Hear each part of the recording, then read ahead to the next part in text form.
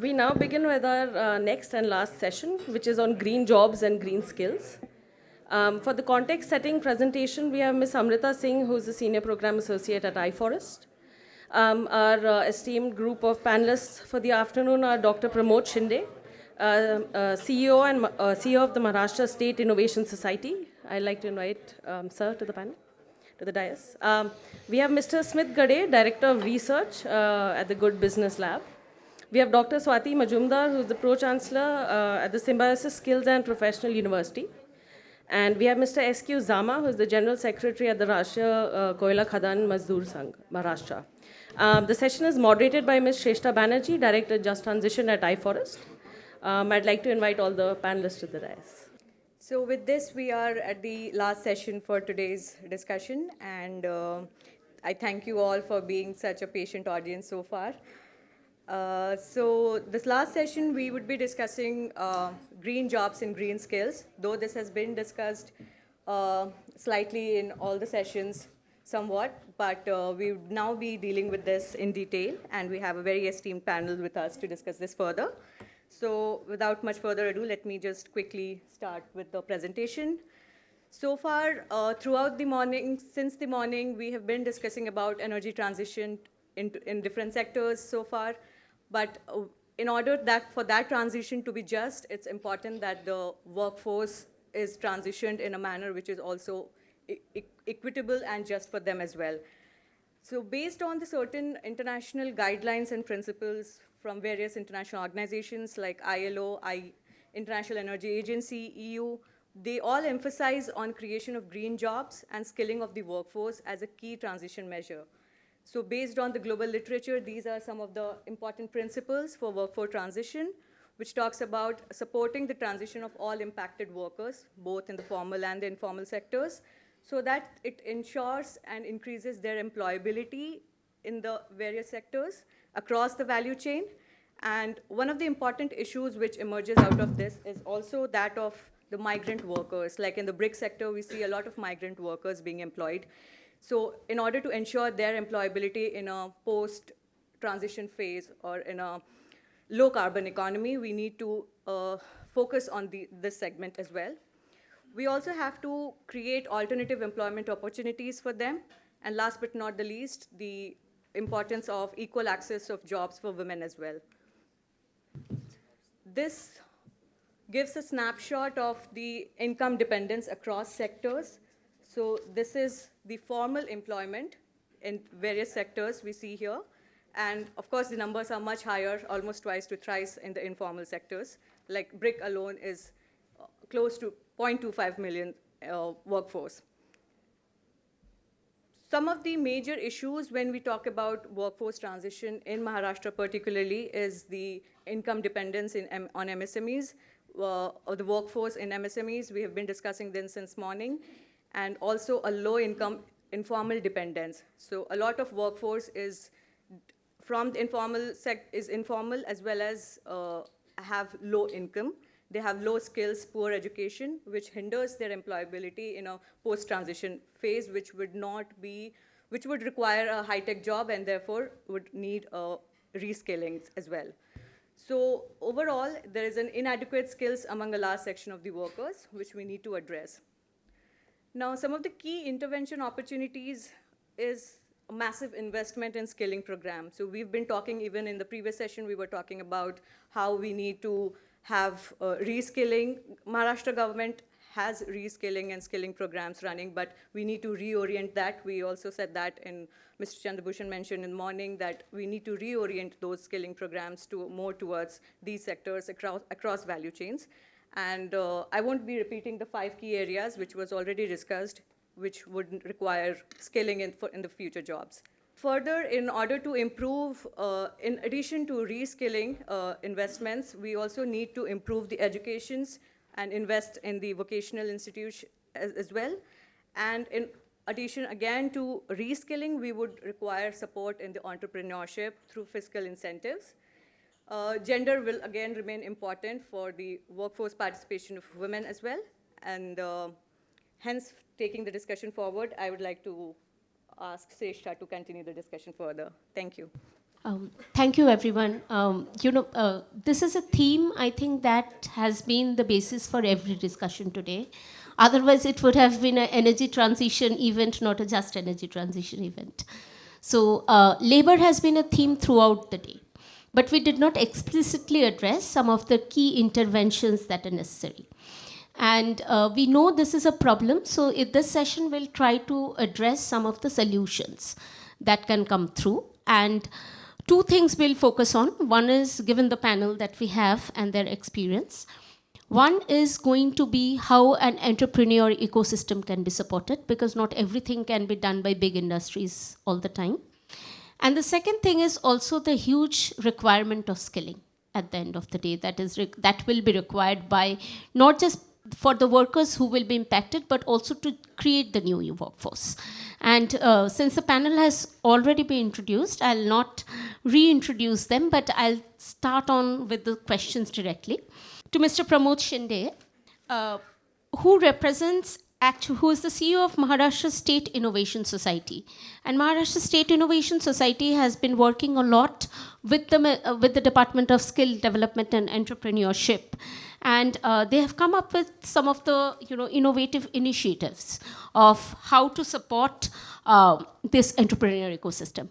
So, Mr. Shinde, if you can provide us some understanding of some of the key initiatives that are there already with the government that can help to support entrepreneurship, particularly in the green economy or as we undergo the transition. Thank you. Thank you.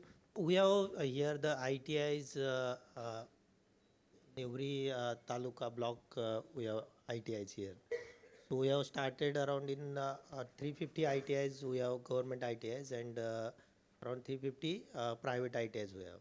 So out of that, 80 ITIs, we have started the EV mechanics course, and other courses like the how to repair and provide the small parts of the solar system, solar plates mechanics. So other than that, at Innovation Society, we have the one startup policy. Just now we got the top performer award by DPIIT recently, last week only at Delhi. So we have the incubation centers. We support incubation centers. At NCL, we have some projects. So we do collaboration with NCL to how to promote entrepreneurs in lithium ion batteries. Then green hydrogen, one project they are doing. So whoever in state of Maharashtra wants to do any startup in these sectors, so they get the co-working space at NCL, and one another incubation center is at COAP at Pune. So we have identified these two incubation centers to support the green energy startups. So they go there, they can sit there, they can have co-working space, they can develop their prototypes. They have all the advanced machineries like 4-axis CNC machines, then 3D printers and all. So they can go there for 3 to 6 months and they can come with their prototype. Another one initiative we have the wherever the entrepreneurs want to start their EV stations. So we have the short-term course with the Skill India. We have one our state government sponsored scheme. One is Pramod Mahajan Kaushal Vikas Yojana. It's like a Prime Minister Kaushal Vikas Yojana only. So PMKY 4.0 we have started from the state budget. So for that we give up to 250 to 300 hours short-term skilling we give. So we appoint the training partners in their training centers, and we have identified some of the big EV station companies. Which is that Bombay Power Company, one of the company. They train the entrepreneurs who want to start the EV station. So already my colleague Abhijit told we have the EV policy also. So in government also on the contractual basis, which EV stations like in Mantralaya we have developed one EV station. So people from the outsourcing agency, we train them and we place them there so they can handle the newly formed EV stations. One another question uh, about the how we tackle the woman uh, force that wants to work in EV thing. So we have dedicatedly two woman-led incubation centers. It's in SNDT, one of that in Mumbai, and with Mumbai University, we are starting one more initiative. So in that, woman entrepreneur used to go there. They also have the co-working space there, and they are trying to have meetings with the woman-led SAGs from the rural Maharashtra. So they are developing. We now we had recently 2 days before one MOU with Maharashtra Institute for Transformation, Mitra, on the basis of Niti Aayog we have started. So they are going to install around 1 lakh solar pumps for the dug well and tube wells. So for that, they are going to train the women SAGs to day-to-day maintenance things. So such initiatives we have started about the small initiatives like we give some fly ash making technology. The ITs we have the trades like mechanical and welder trades are there. So in such things where there is thermal power stations, in those ITIs, we have the short-term skilling there also of the files making machines. Thank you. Okay, okay. Thank you, Mr. Shinde. I'll turn to Ms. Dr. Majumdar right now. I have a specific question. You know, there is a lot of skilling programs that is happening. Some are funded by the Maharashtra government. As Pramodji mentioned, that some of them are also very regular, sort of women SHGs and all. Now, one of the primary focus of Just Transition is also to create better paid jobs. So jobs which are better than what can be done through limited skilling. And I remember once, you know, we had a meeting and one of the government secretaries, principal secretaries came कि हम वो paper बेलन उसी का अचार बनाते हैं, but we need to innovate on skilling. So from Symbiosis perspective, you know, you are engaging with the government. What do you think can be some of the innovative ways to do skill development so that people are getting better paid jobs, which are more dignified sometimes? From your experience and some of the measures that Symbiosis is working, I know, along with Maharashtra government, tying up, and how this can be promoted. So, yeah, thank you for calling me in this very interesting conclave. So, a few things which, I've been hearing a lot of the earlier esteemed speakers.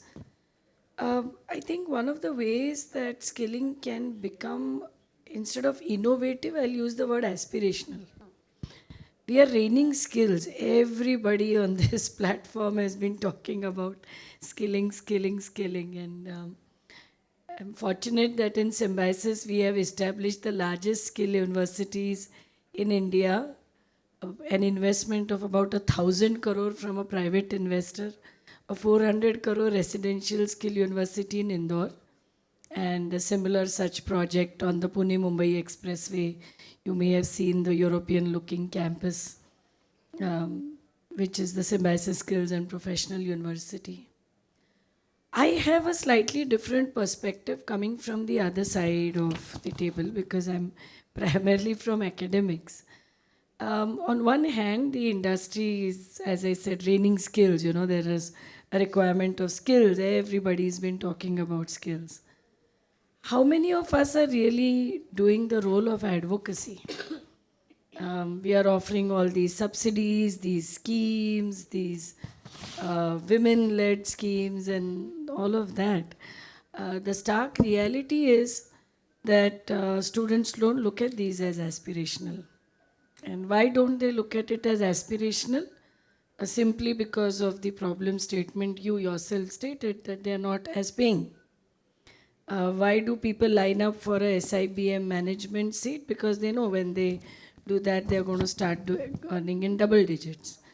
I think for anything to become aspirational in the eyes of the students and parents, at the end of it, there has to be a return on investment. It's as simple as that. So we must all collectively think of two things. One is a very large initiative of advocacy by everybody. All the industries, especially, have this extremely urgent need to do this advocacy. Not universities, not the government, but the industry. You'll be surprised that still most of the lineup of students is for IT jobs. Although every day you keep hearing all these layoffs by big companies, at least in Symbiosis, if there is a line of students, it's usually for management or it is for IT. Why? Because there is a mindset of the students to think that if you get an IT job, you'll get a good paycheck at the end of the day. So we need to have this advocacy effort from all of the industries if they want skilled manpower in whatever numbers, in whatever skills, they need to come forward and not just talk to women, not just talk to students, but more importantly, talk to parents. They're the guys who are paying for the fees of their children. So talk to them, make them understand that what are these green jobs? What do you mean by green jobs? What kind of pay packages are you going to get at the end of it? If you become an entrepreneur, then at least after a couple of years, what kind of ROI are you going to get on your investment? So we need to be very innovative in our approach to be able to do this and to do this successfully. And the second thing is to be able to make people aware of these new job roles. I mean, as I was listening to many of these speakers, there were all these, everything from green steel to green bricks and green hydrogen to whatever. People really, the common man doesn't seem to know about it. I will just give a very quick example and then end my speech. With the help of Mahindra Finance, who was sponsoring EV service technician jobs only for women. They wanted us to skill about a couple of thousand people, and we skilled about 1,100 women in Pune, in Maharashtra, in 23 locations, and in Indore. And only about 60-65% of them have got a job today. So where are all the jobs? I just heard everybody say that you need skilled people in the electric vehicle servicing. What happened? In fact, their own trainers were coming and training, so there was not a quality issue. Then what happened? So we really, before we speak, we need to think what are the number of jobs. We need to very carefully map the skills and competencies to the job roles. If you want somebody to speak in Marathi, then put that as a competency. If you want somebody to understand some skill, then let's put that on a piece of paper. Let's make the students, women aware, and also show them that aspiration as to what they're going to end up getting at the end of the day. By the way, those who got placed got good packages. So they got anywhere between 18 to 20,000. They were more or less 10 standard pass. So I think it's a great job for women instead of cleaning utensils and clothes. Being a woman, I say that. I'm very happy with the quality of jobs they got. But yes, that advocacy is missing completely. So the innovative approach has to be on the advocacy and definitely around explaining to students, and I mean women, boys, girls, anybody who's looking for a job, what are these jobs and what are the definitions, what are the expectations of employers, and definitely that this is where you're going to have a specific number of manpower requirement. I saw those sheets, but I don't think if you step out of Taj, maybe many people know of those numbers. So again, advocacy, a big agenda. Thank you. Thanks. Zamaji, I have a question for you now. Aaj subah you told a very important thing that, labor unions are the most important, one of the most important stakeholders, of course. And what right now Swati ji said, that it is not just about what do you train them in, but what do they aspire? Aspiration की बात किए है. I think that is very important because all the time we think that we know the solutions, what people want. So now that we are talking a large scale transition, and for particularly from the coal workers perspective, because you have been for 30 years or more now engaging with them. Two questions I have for you. As a labor union representative, you have the voice. So how do you think that you can capture their aspiration? Unka aspiration kya hai? How do you capture that? And then how can you facilitate their re-employment? What will be your role in that? The subject is green jobs and green skills. So far as green skill is concerned, Madam Majumdar has given you her perspective that employer should be and student should be aspirational. But the fact remains that in our coal industry, which used to be the largest employer after railways since nationalization 1973, and because as I told you in the morning that I have myself worked in underground mine for more than 20 years, even after becoming trade union activist in coal industry. So it was a labor intensive industry. People were not so qualified and no much skill was required because it was all manual physical work in underground mines. Now we have gradually converted to open cast mine. And with advent of new technology, now the manpower has come down to 1/4. Now Coal India has hardly 2.334 lakh thousand employees out of 6-7 lakhs. And now we switch over to open cast mines because as in the mornings that our director was telling that all the time it is not necessary that underground mine will give you profit. And the profit is the motive, whether it is the government is the employer or earlier it was private companies. Or even now the private companies are coming through, that liberalized policy of 2015 by the government. Now they are allotting coal blocks to private companies also through bidding, of course through bidding. And government companies can get without bidding. So with conversion to open cast mine, now we require some skill. So during before 10 years, we had a practice of inducting ITI boys in various trades, disciplines, and after 1 year training under Apprenticeship Act, they used to get regularized or made permanent in the job.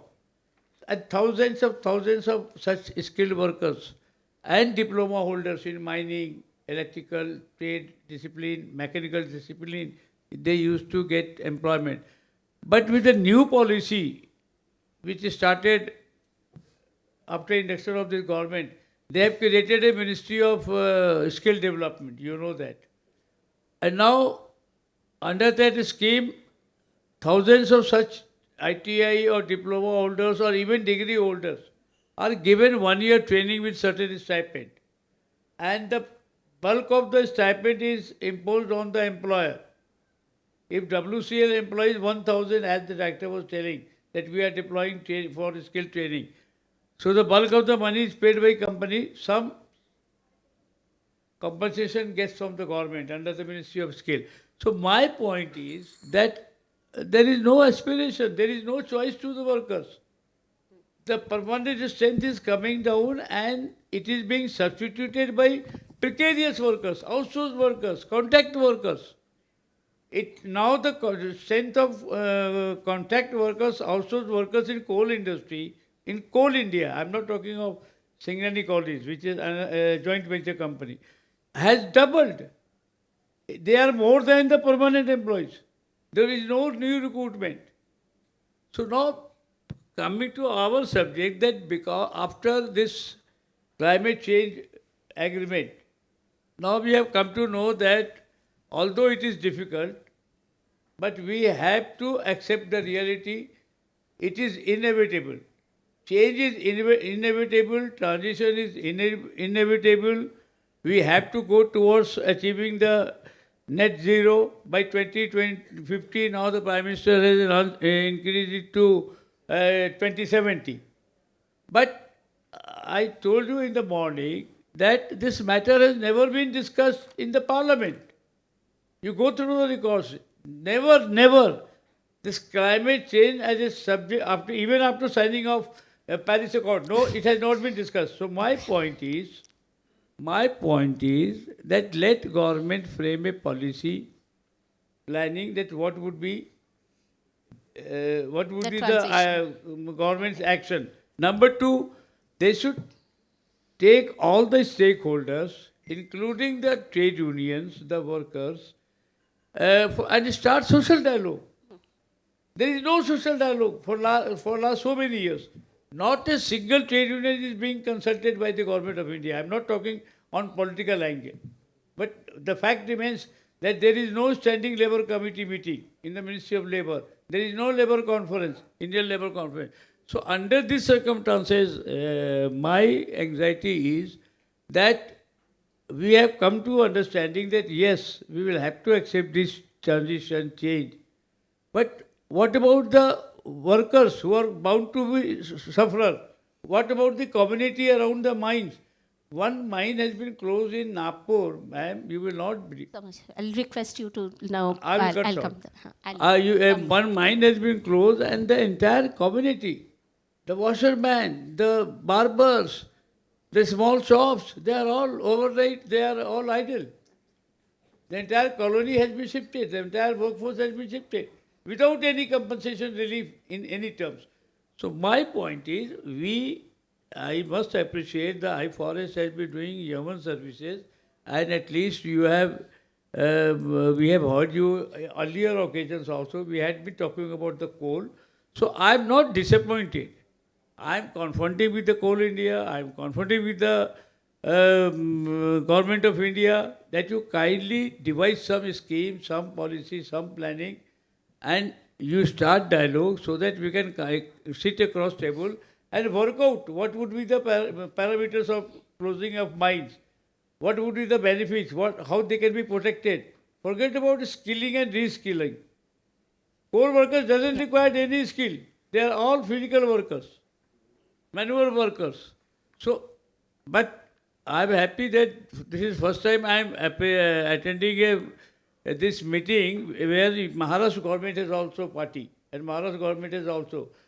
They have devised many schemes, but no trade union or civil society or NGO NGO means who are active at the ground level are involved or they have any say. So this is my feeling. I wish that you must throw some light on it. Thank you very much. Sure. So, you mentioned the role of a basically facilitator. I just want to mention that we are looking also, coal industry is big, but Baki, there are many other industries. So I would like to keep the perspective broad, not get into just stuck to one sector right now. What I would like to, Smith, I'll turn to you for your initial remarks. Because there are two things. One is what you do about the worker transition. What are the interventions such as skilling, creating green jobs, entrepreneurship, but also targeting specific kinds of workers and what you can do about them. And two of the most challenging categories are informal workers, because very difficult to know who are they, what their skill are, how do you account for them. And the other important, what my colleague Amrita also showed, is migrant workers, for example, in the brick industry. Now, your organization, Good Business Lab, and I was, has been doing some work on addressing the issues of migrant workers. If you can give us some understanding that, how have you developed this? You have also developed something called the Migrant Support Center, which is quite interesting. So what is, in your experience, the way centers like this can tackle the issue of migrant work? What would be some of the key recommendations? Yeah, thank you. As a last speaker on the last panel, I want to thank iForest for inviting me here and giving me this opportunity. So GBL, Good Business Lab, is a research organization. We work a lot of time with small projects. Unlike state level projects, we try to go in very deep with small projects. So I'll just try to kind of be slightly provocative here and take liberty to do that. So I think we are talking about migrants.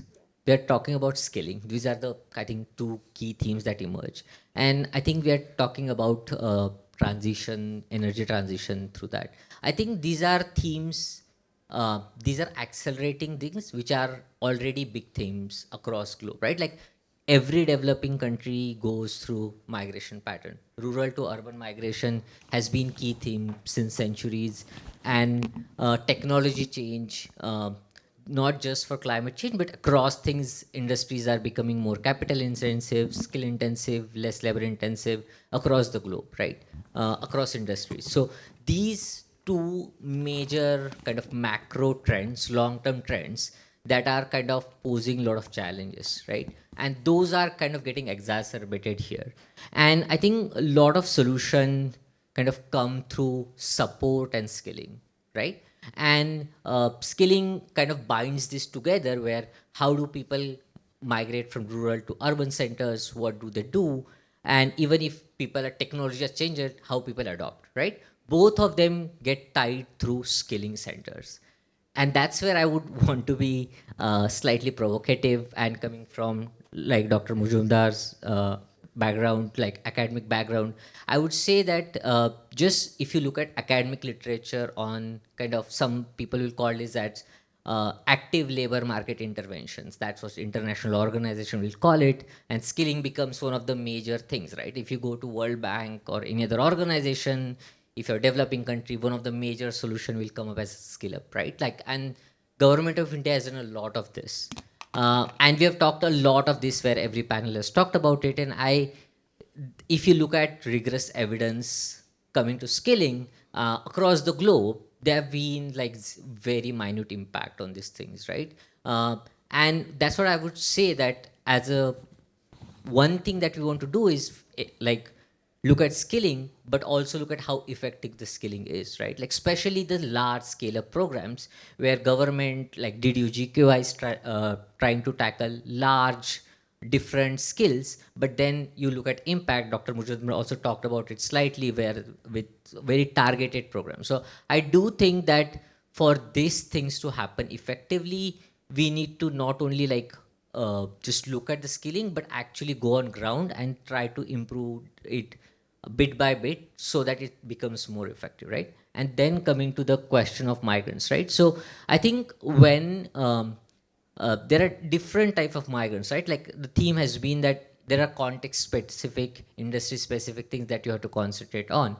For example, the migrant support center that we worked on specifically focused on apparel supply chain, right? And India's apparel supply chain, because it's a global supply chain, a lot of time works with kind of big brands globally, as well as tier one suppliers, as we would call it. They deal with a lot of migrants, where India's kind of traditional migrant challenge has been like, for example, Odisha, Jharkhand people will come to say Bangalore to work, right, in textile centric. Now, what are the challenges these people face? For example, if these are young women, like social separation of kind of losing social capital is one of the things they deal with, right? So I think some of the things that we learned, for example, was to kind of provide them voice, right? Like labor union used to be a biggest source of voice for people which are not there. So then providing them voice to kind of, if they're facing injustice, that could be one of the solutions. Provide them social support could be one of the solutions. So I think just coming to kind of active interventions like Migrant Support Center, where even in this setting where there are global brands, established supply chain are there, it prevents a lot of challenges to implement it, and then we see the impact. But then coming to informal workers, it's become even harder, where social, essentially civil society becomes very important, because there is no one holding it all together. The government and then civil society is the common key theme to make some of this migration much more humane, I would say. Thanks. Now,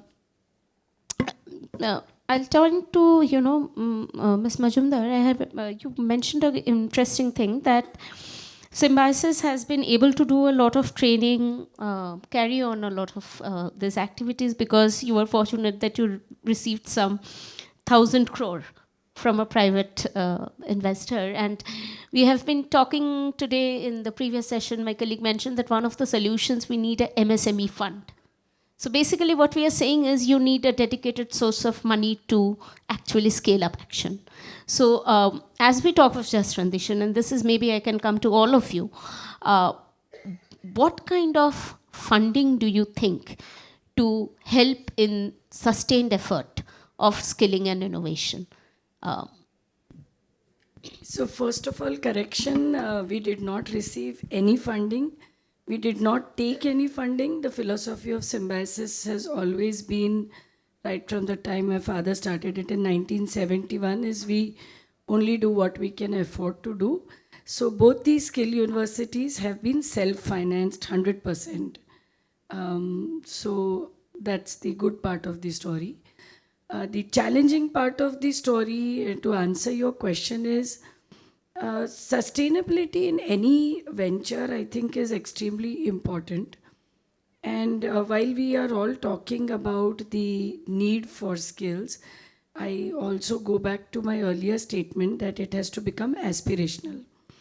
When I started both these skill universities, one of the things during my research, and I used to head the government of Maharashtra's committee in 2008 to 10, I realized that a lot of the students that you are trying to mobilize or bring into the skilling ecosystem don't aspire.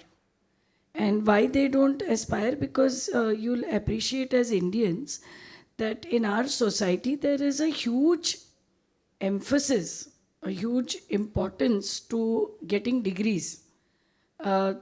There are parents who may be selling their farmland just so that their child can appear for a UPSC or MPSC exam, which is true even to date. So degrees are extremely important, and that's why when we started, ma'am, both the skill universities, although I wanted to initially start with short-term skilling, we actually started with what is now a unique term is vocationalization of higher education. So we started with degree programs, but they are completely vocationalized. They are very contextualized to the region. They're very localized, and they try to satisfy the local needs of the industry. Sustainability again is a very important point, because if you are a vocational institute, if you are a skill university, ultimately if you have to be self-sufficient, you have to be able to offer those skill courses, skill training programs, which will get you a sizable number of students, and the ecosystem also has to be completed by them getting the jobs for which they entered that particular skill training. So today I think in India there's no dearth of CSR support, funds for skill training. There are many companies, and you saw in the earlier also, who have come. But I think to bring in that sustainability, again, it's very important to identify the right job roles and also make it aspirational for the students to enter into those job roles. Incidentally, in Symbiosis, we've just started a school of smart energy and sustainability, and my colleague Dr. Wagh from the school is here. So that is one of the sectors I realized today only that there's such a big demand. And of course, the electric vehicles and the other green jobs like solar and so on. But yes, to bring in sustainability, again, you need to make it aspirational, and you also need to map it to the placements and the jobs. I just have one follow-up question, and then maybe I can turn to all of you. I mean, my fundamental question was that the money, one of the examples that you have been giving is people who can afford, honestly, that parents can know. But then as we talk of the energy transition, there can be a large amount of people who will require skilling support where they do not have the money to pay for it, but someone else has to pay for it. And in that case, my question was, will a dedicated fund from the government will help, or it will be more easier for private sector to step up or develop it? For example, Coal India, creates their own pool of fund to do skilling. The power sector does, the automobile sector does. what can be the mechanism to ensure that money? Each of you, yeah. Can you, I just maybe wanted Ms. to give Majinder a can quick answer for that. I saw this in Korea and China both when we went to on a study tour. Is that it's a participative approach. The government is already doing it through various schemes, the Deen Dayal Upadhyay scheme, or now the Pramod Mahajan scheme, or the all these schemes. But yes, the industry also needs to step up because they are the consumers of these skilled manpower. So yeah, like if there's something for Coal India, or like Mahindra, the earlier esteemed speaker was talking about it. So there are companies who also fund through the CSR. A recent change of rules in the CSR is also that they can employ some of the people whom they trained in. please, if you. What I feel that you see, besides the district banding fund, which is plenty now with the districts in the coal producing states, I am confined to coal because I deal with that. Why can't, and besides this CSR fund, corporate social responsibility, Coal India has huge money with them. They make, you know that they are in the stock market, they pay dividend share, they pay dividend to the government. Why some fund cannot be earmarked by Coal India as a just transition fund? I, as a concerned state union, I am prepared to contribute my workers' share also. Because coal, we are well paid now. Organized workers, I am not talking of the precarious workers. We can also contribute. But let there be some dialogue, some discussion, some scheme that we create a fund. And if there is any change in the status of workers, we can devise some system to fund it, to compensate it.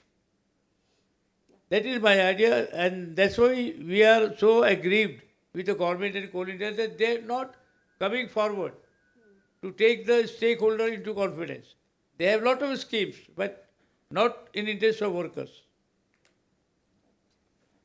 Thank you. Thank you. I'll turn to you now for the next question. I had it for Mr. Shinde. Uh, you know, one of the key challenges of stemming from what Mr. Zama said, that how do you boost job in some of the high impacted regions, which will be, of course, coal regions in some ways, Yavatmal, Nagpur, Chandrapur, particularly we are saying. In your opinion, you know, how, because you are working on innovation and all, so what can be some of the ways to you know, innovate on entrepreneurship in this region? Is there an appetite for doing that? How do you boost entrepreneurship, particularly in these regions? Because we'll need multiple interventions to create jobs. Sure, thank you. First of all, thank you to iForest. My name is Vivek, heading the Startup and Innovation Vertical for the state of Maharashtra. Mughal. Yeah. So to answer your question, we have certain programs and initiatives that we address to the tier 3 and tier 4 cities. If you see the transition of startup and innovation in the country and the state of Maharashtra, it has started with the tier 1 city, with the metro and in and around cities, where a lot of startups and innovators came out of these regions, and they came up with a lot of solutions which are now have become unicorns and multi-million companies. It's not like that there are not innovative ideas or innovations coming from the rural region, but there have been, you know, scarcity of the resources and the support that is available in that region. So government has also identified that. So we have multiple programs. So one of it is the incubation centers that we have. Our sole goal of establishing an incubation centers under the Department of Skills and Innovation was to create these resources and you know, create the infrastructure at the tier 2 and tier 3 level. So as you said, some of the far-reaching districts like Chandrapur, Jalna, or maybe the Marathwada region. So we have established an incubation center. So in Gadchiroli, with the partnership of Gadchiroli University, we have an incubation center which addresses to key innovations coming from the like the forest products. That is their you know, USP. The students or the innovators who are working in this region. So every region has its own USP. So every region has its own USP, right? So just to give an example of the Gadchiroli region, so many innovators are working in the forest products that are coming from the Gadchiroli, and the issues or the problems that they were facing. So before us reaching out to the Gadchiroli University or us going into that region, so they had the product, but they had no means of how to take it to the market, how to take their products or how to make that awareness. Okay, this is the natural product that we are bringing from the Gadchiroli. So to create that infrastructure and also the support system that is needed, government has taken this an incubation program, which is one of the flagship programs, and we support in total 22 incubation centers spread out all the regions in the state. So whether it be north, south, or the far-reaching like Gadchiroli, Jalna, and Marathwada region as well. So we have some of the other programs as well where we have seen and we have some success stories for the innovation and the ideas that are coming from the rural region. So I'll just give one of the examples, which is from the small district from Nasik. He's working into EV. And he was part of one of our program that we did with Startup Yatra. So we cover all the 358 talukas, all the 36 districts. It's a van that that goes around to all the region. Whoever has any idea at any stage can come in, pitch in, registered, and we will assess it. If it's good, we'll give them the money. So this EV startup, which was from Nasik, which was at a very early stage, it was just a theoretical idea. But now they are being a part of Shark Tank, they are raising funds and have a big kind of a manufacturing unit that they are setting up in Nasik.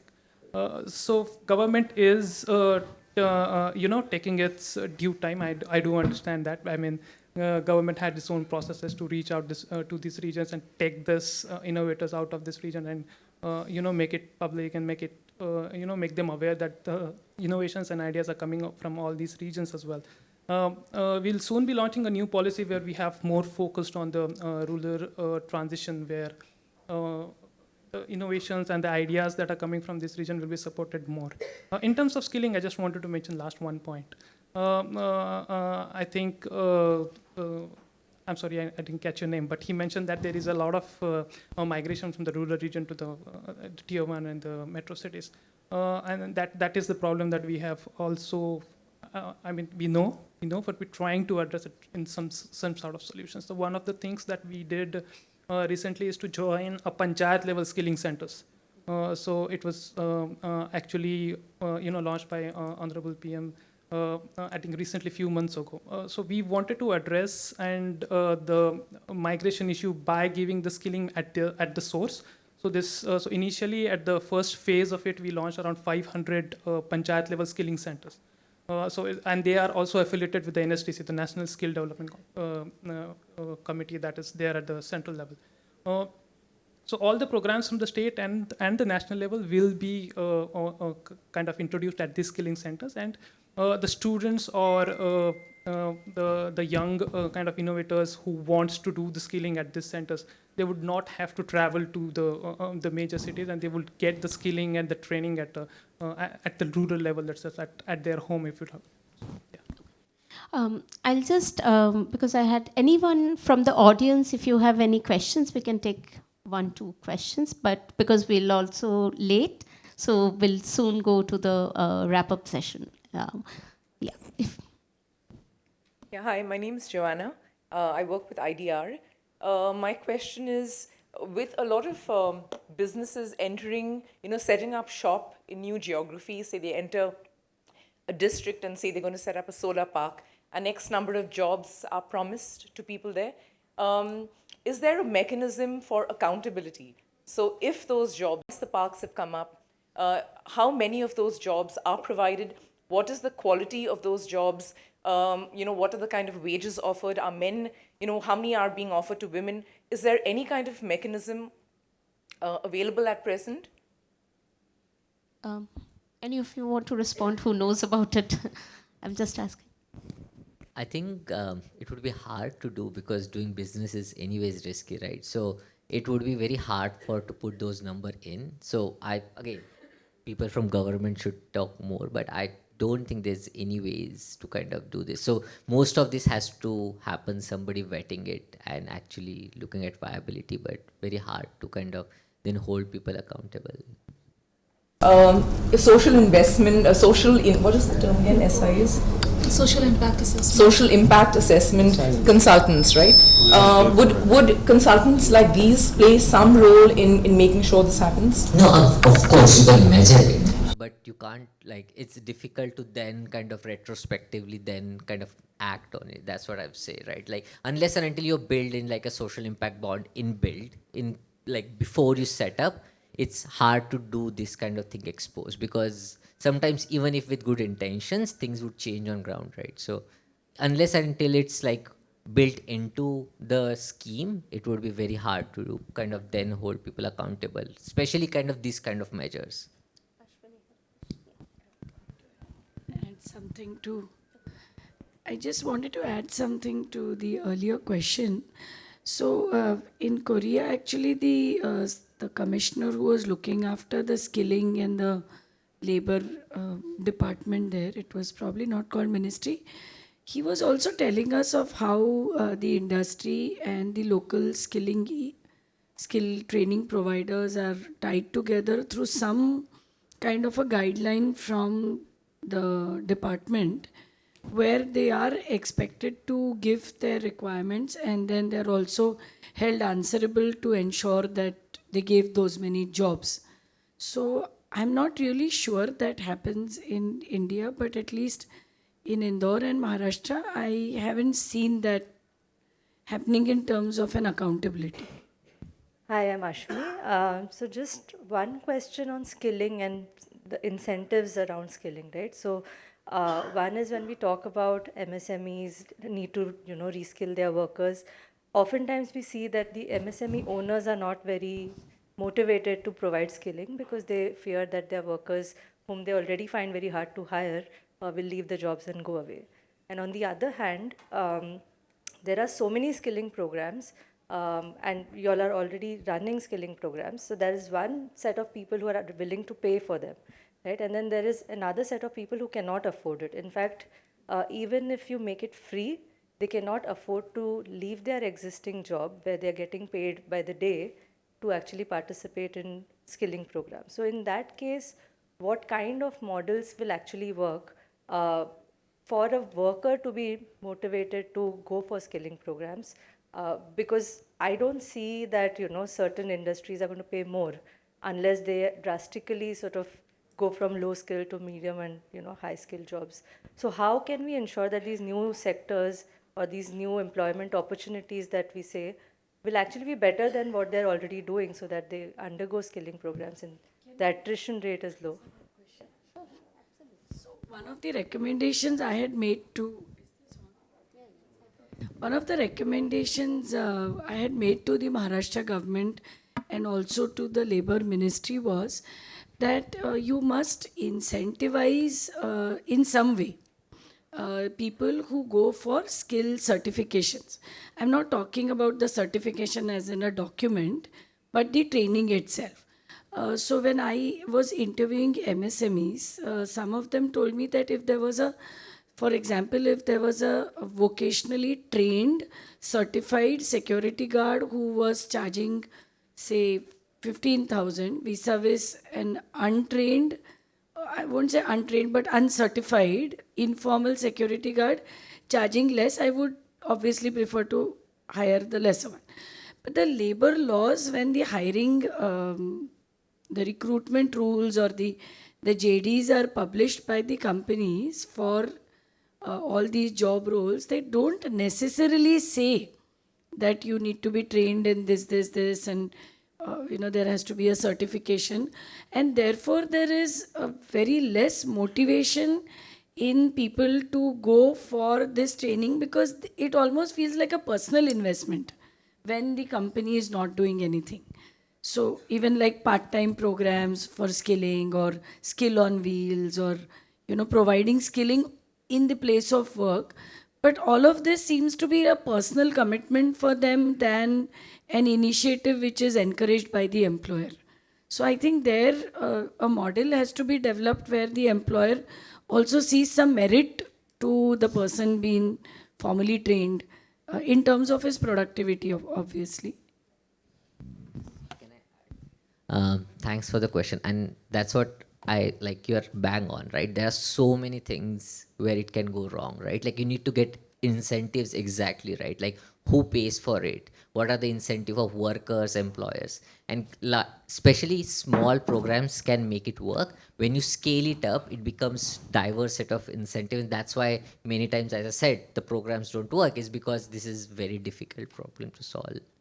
And you can't solve it at scale with one kind of solution for everything. Thanks. I think I'll have to close the session now. I'll invite Mr. Chandrabhushan for some concluding remark of the day. And after that, we'll have some tea and refreshments. So please join us for that. Thank you.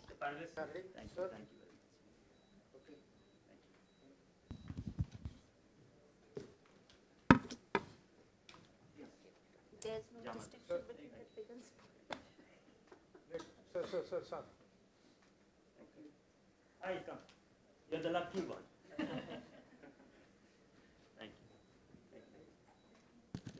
Wait, one more. Thank you, sir. Okay. We'll have a group picture and then. Yeah. Please come.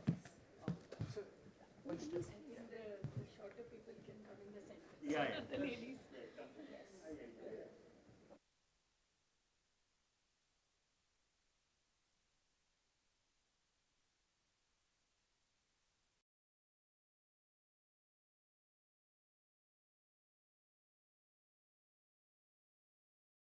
First of all, it has been a long day. We started at about 10.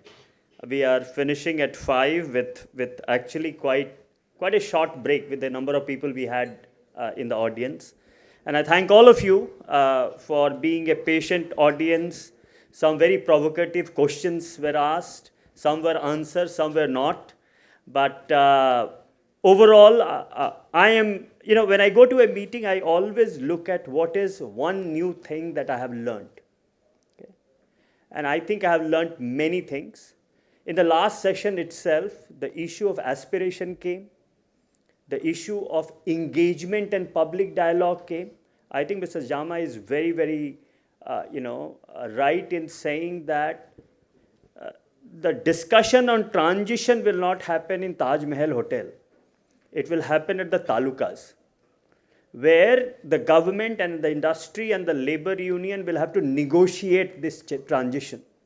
We are not talking about a top-down decision that will make this transition happen. That's not going to happen. And regarding aspiration also, I find, if you look at good skilling program, it is an end-to-end ecosystem, okay, which means that you pay people to come to training because they can't afford to leave their job. Then you pay them to do the training, and then you help them to find the job. Okay, so it's an ecosystem approach if you really want to do it well. So that is one approach, which is complete ecosystem support. And second is market-driven approach, where people themselves believe that investment in training is going to add value. And both of them will have to happen parallelly. The problem in government system is that some of the training that we evaluated is, these are very low-cost skilling programs. Now, when you say that I'm going to pay 190 rupees per day to do the training, okay, you're not going to get really high-quality trainer to come. So, Ministry of Skills, if you look at the rates that are there, or even Solar Mitra program that I evaluated, the quantum of money that government is willing to pay is not going to get really high-quality trainers. And then there is the entire ecosystem is an issue. But the very fact that government, state and center is so keen on skilling also tells you the requirement that is there. You talk to industry and they will say, I don't get right people. It's raining skilling, but we have to do a lot of work on skilling. But let me tell you some of the big things that came out of today's meeting. You would have seen how cross-sectoral this agenda is. Think about it in terms of topics we have covered today. from mining of fossil fuel to green jobs, from government programs to development of infrastructure. Just transition is cross-cutting and cross-sectoral. It cannot be done in verticals, which means that, as Mr. Godrej said in the morning, it has to be an all-government program. It also has to be an all-society program in terms of social dialogue. As I said in my intervention in the morning, this transition will be the most transformational in the shortest possible time. Someone told me that transition is a fact of human society. Yes, it is. But in the past, it has happened autonomously. Think about auto transition or any transition. It has happened because of the interplay between demand and supply. It was never artificially created. This time there is an artificial so-called quote-unquote factor, which is climate change. We have to do it because there is climate change. The market is not demanding it. The consumers are not demanding it. We have to do it because we have to save ourselves. So the transition is not happening because market is autonomous in doing it. EV would not have happened. Let me just say that. Electric vehicle would not have happened if there was no pressure on climate change. Solar would not have come. There is enough fossil fuel in the world to last hundreds of years. In fact, because of climate change, we will keep 3/4 of all the fossil fuel underground. We will not take it out because of climate change. Saudi Arabia in a meeting said, I very vividly remember that climate meeting, they said, do you know what you are asking from us? You are telling us to keep 80% of our oil underground and never exploit it. That's what Saudi's delegation said in that meeting. But that's the reality of climate change. India will not be able to mine 70% of its coal. We will have to keep it underground. So this transition is transformative. This is forced on us because of what we have done in the past, and this will happen very rapidly. It has to be all government, all society, and it is very, very integrated, cross-sectoral and cross-cutting. And I'm very happy that we have done the first report. It provides a base for further discussion. I'm sure a lot of you will have to come together and work on specifically, detail it out. I'm very happy that Maharashtra government is really open. We have got a lot of support. In fact, Mr. Darade didn't say, but his letter was like magic. It opened doors for us. The kind of data they gave us was mind-boggling. As a researcher, I love data. Okay, you give me bad data, I'll make good analysis. Okay, but the support we got from Department of Environment was excellent. I think this is the beginning of discussion on just transition in Maharashtra. I'm very, very optimistic about the road ahead, and I thank you all. I invite you all for tea. Thank you very much.